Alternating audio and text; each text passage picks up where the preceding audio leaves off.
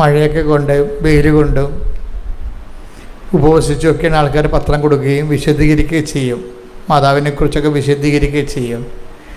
അപ്പം അങ്ങനെ കുറേ കഷ്ടപ്പാട് സഹിക്കുന്നത് കാണുമ്പോൾ, ദൈവത്തിന് വേണ്ടി ജോലി ചെയ്യുന്ന കാണുമ്പോൾ ദൈവവും ദൈവത്തിൻ്റെ ഭാഗത്ത് നല്ല ശരിക്കും താഴേക്ക് ഇറങ്ങി വരും. നിങ്ങൾക്ക് ധൈര്യത്തോടെ സംസാരിക്കാൻ പറ്റുന്ന രീതിയിലേക്ക് മാറും. അപ്പം നമ്മൾ അറിയാതെ തന്നെ ദൈവത്തോട് സംസാരിക്കാൻ പറ്റുന്നൊരു പുതിയ ശീലം രൂപപ്പെട്ടു വരും. നിങ്ങൾക്കത് അറിയാമോയെന്നറിയത്തില്ല, പലർക്കും ഇപ്പോൾ ഈ ശീലമുണ്ട്. പലരും ദൈവത്തോട് സംസാരിക്കുന്നുണ്ട്. അങ്ങനെ ആ ലെവൽ വന്നു കഴിഞ്ഞാൽ അത്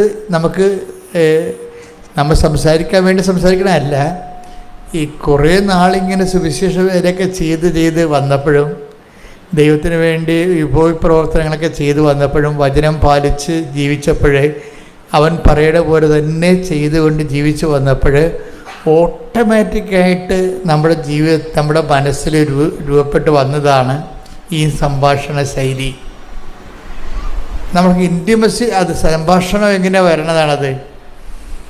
ദൈവവുമായിട്ട് നമ്മളെ ഇൻറ്റിമസിയിലേക്ക് നമ്മളെ വളർത്തുന്നു എന്നതിൻ്റെ സൂചനയാണത്.